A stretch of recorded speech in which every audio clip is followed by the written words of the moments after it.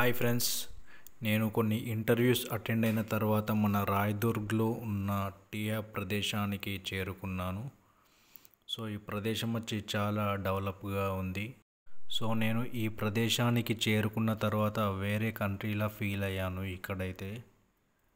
So guys చూడండి ఈ view ఎలా ఉందో. ఇక్కడ కనిపిస్తుంది మన వెనకాల టీ హబ్. సో నేను ఇక్కడ రాయదుర్గ్లో ఉన్నాను.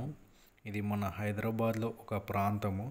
హైదరాబాదు మహానగర అభివృద్ధి సంస్థ భాగమైన ఈ రాయదుర్గ్ ఐటీ హబ్కు దగ్గరగా ఉంది ఫ్రెండ్స్.